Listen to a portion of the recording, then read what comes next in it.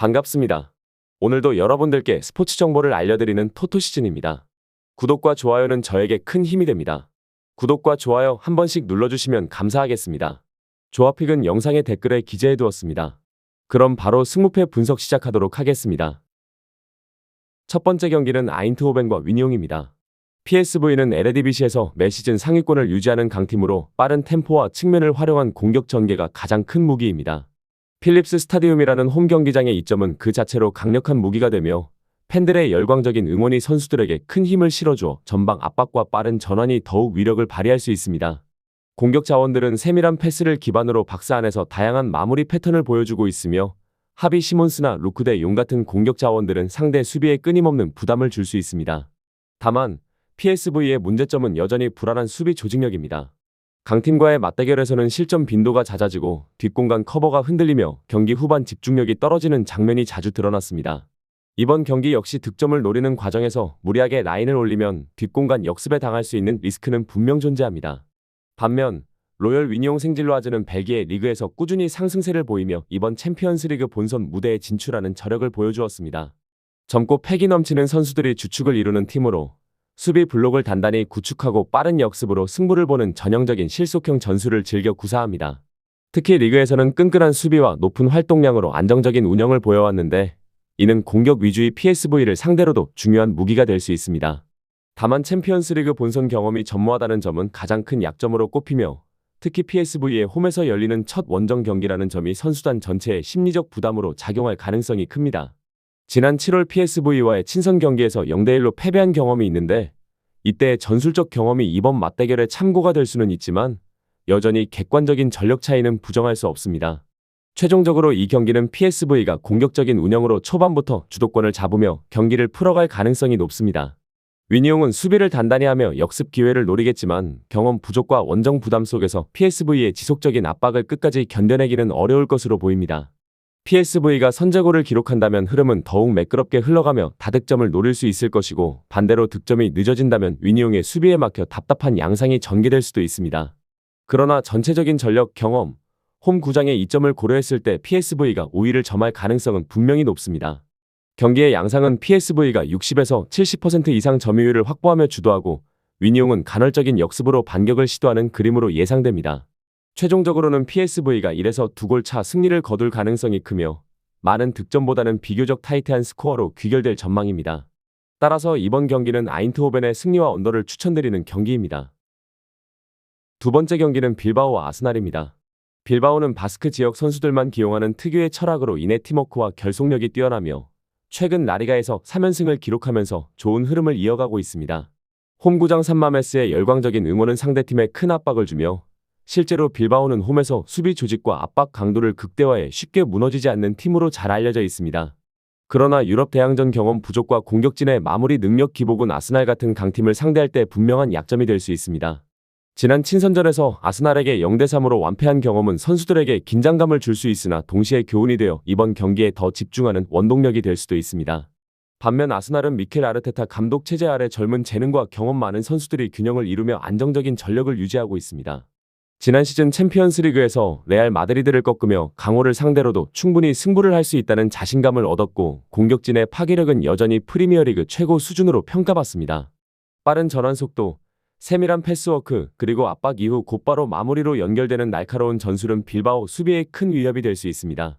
다만 원정에서는 상대 홈 분위기에 흔들리거나 수비 집중력이 떨어질 경우 실점으로 이어지는 장면이 반복되는 점은 불안 요소입니다.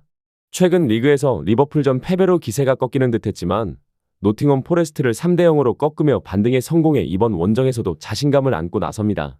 최종적으로 이번 경기는 빌바오가 홈의 응원과 끈끈한 조직력으로 버티려는 흐름과 아스날이 강한 공격력을 바탕으로 주도권을 잡으려는 흐름이 맞부딪힐 것으로 예상됩니다. 빌바오는 수비 라인을 단단히 유지하며 역습 기회를 노리겠지만 아스날의 폭발적인 공격 패턴을 경기 내내 억제하기는 쉽지 않아 보입니다.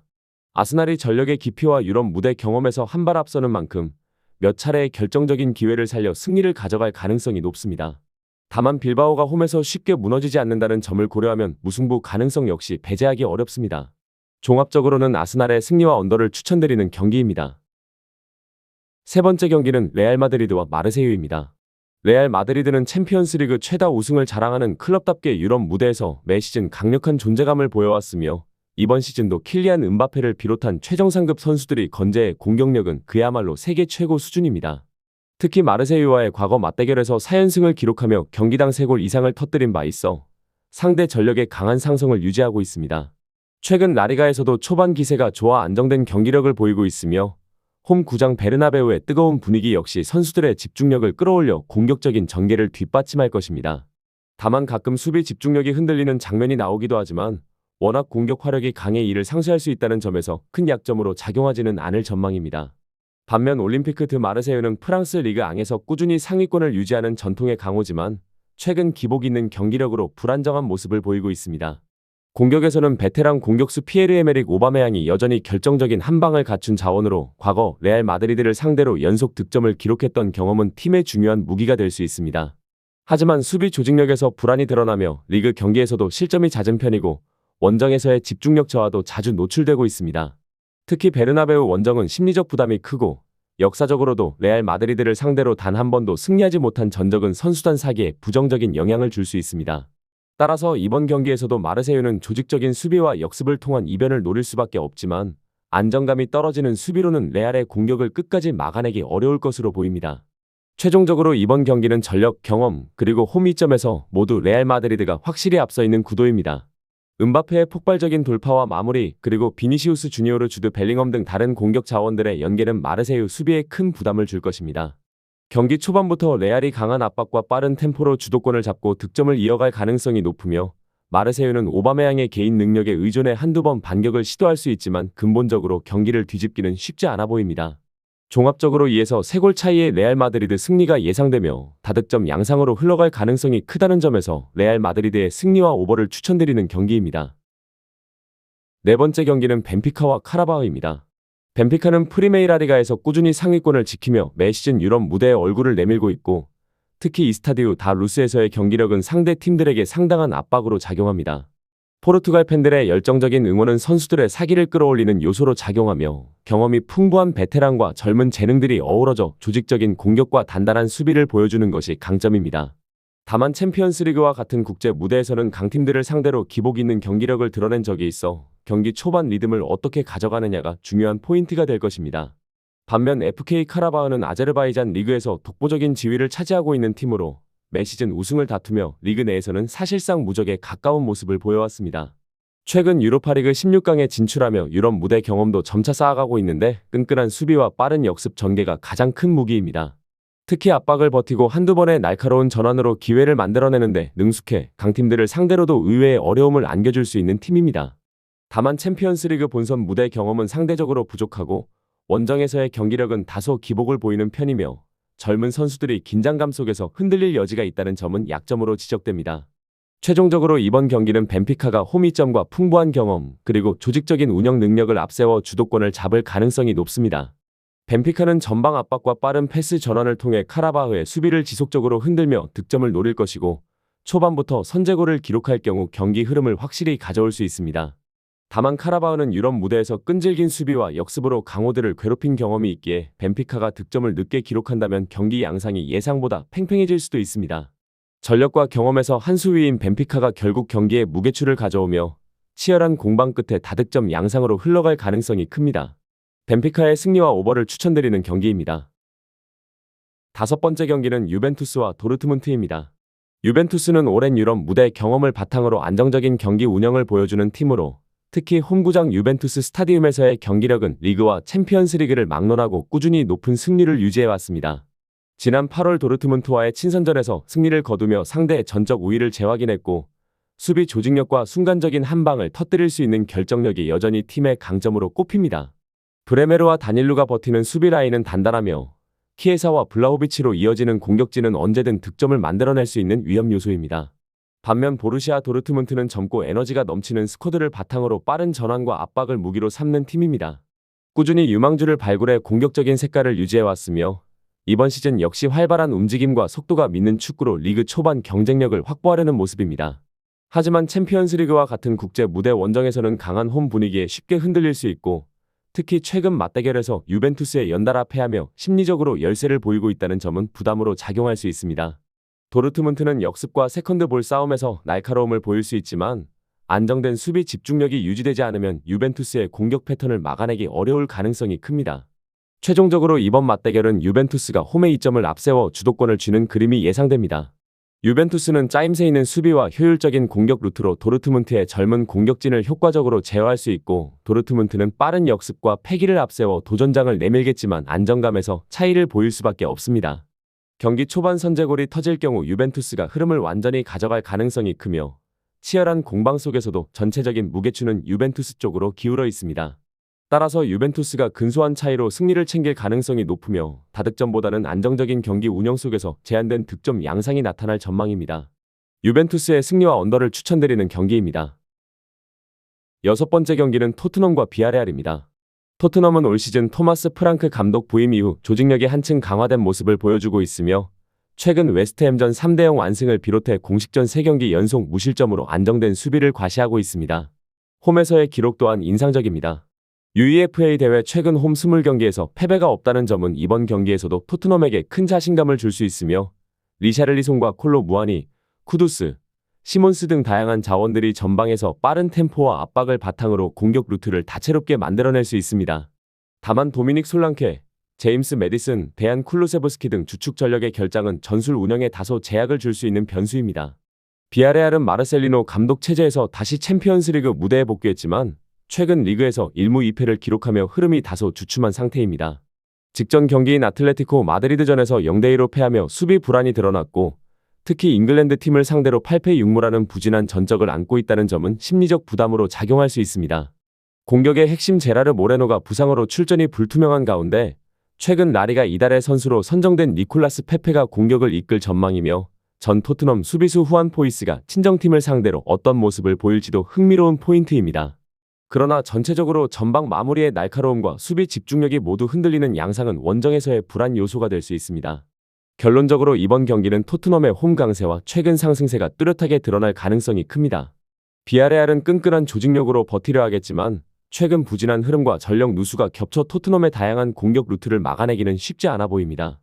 경기 양상은 토트넘이 전방 압박을 통해 주도권을 쥐고 비아레알이 역습을 노리며 균형을 유지하는 구도가 예상되지만 결정적인 찬스를 살릴 수 있는 팀은 토트넘일 가능성이 높습니다. 따라서 다득점보다는 접전 끝에 1에서 2골 차로 토트넘이 승리를 가져갈 전망이며 토트넘의 승리와 언더를 추천드리는 경기입니다. 일곱 번째 경기는 브렌트포트와 아스톤빌라입니다. 브렌트포드는 지난 시즌 중위권에 안착하며 저력을 입증했고 올여름 주축 선수들의 이탈로 전력 누수가 있었음에도 불구하고 시즌 초반 리그와 컵 대회에서 나쁘지 않은 흐름을 보여주고 있습니다. 특히 첼시전에서 종료 직전 극적인 동점골을 터뜨리며 보여준 투지는 팀의 결속력을 높였고 EFL컵에서 본머스를 상대로 2대0 완승을 거두며 대회 집중력까지 입증했습니다. 홈 구장 지택 커뮤니티 스타디움에서 꾸준히 강한 모습을 보여왔다는 점은 큰 무기이며 이미 리그에서 아스톤 빌라를 상대로 승리를 경험한 바 있어 자신감이 배가 된 상태입니다. 신임 키스 앤드루스 감독 체제 아래 새로운 색깔을 입히는 과정이지만 홈팬들의 지지를 등에 업고 한층 단단한 운영을 보여줄 가능성이 큽니다. 반면 아스톤 빌라는 올 시즌 개막 이후 4경기 연속 무득점이라는 최악의 공격력 부진에 빠져 있습니다. 0대0, 0대1, 0대3, 0대0이라는 결과가 보여주듯이 득점 루트가 완전히 막혀 있으며 이는 팀 분위기에도 악영향을 주고 있습니다. 우나이 에메리 감독이 새롭게 합류한 하비 엘리엇과 제이든 산초를 앞세워 공격 전환을 꾀할 가능성이 크지만 아직 팀 전술에 녹아들 시간이 충분치 않아 이번 경기에서 얼마나 효과를 낼 수 있을지는 미지수입니다. 수비적으로는 일정 수준의 안정감을 보이고 있지만 원정 기록이 좋지 않고 특히 최근 8번의 브렌트포드 원정에서 단 2승에 그친 전적은 부담 요인입니다. 컵 대회에서도 5시즌 중 3번이나 3라운드에서 탈락했던 기록이 겹치며 경기 흐름을 뒤집기엔 전반적인 자신감이 부족한 상태입니다. 따라서 이번 맞대결은 홈에서 분위기를 끌어올린 브렌트포드가 아스톤 빌라의 무득점 부진을 틈타 주도권을 잡을 가능성이 큽니다. 브렌트포드가 전력 누수에도 불구하고 안정적인 경기 운영과 집중력을 바탕으로 승리를 거둘 가능성이 높으며 아스톤 빌라는 새로운 영입 자원들이 공격 전개에 변화를 줄 수는 있겠지만 단기간에 결정력을 회복하기는 쉽지 않아 보입니다. 전체적으로 볼 때 브렌트포드의 우세가 분명하며 결과는 2대0 또는 1대0의 스코어로 이어질 가능성이 가장 높습니다. 브렌트포드의 승리와 언더를 추천드리는 경기입니다. 마지막 경기는 크리스탈 팰리스와 미럴입니다.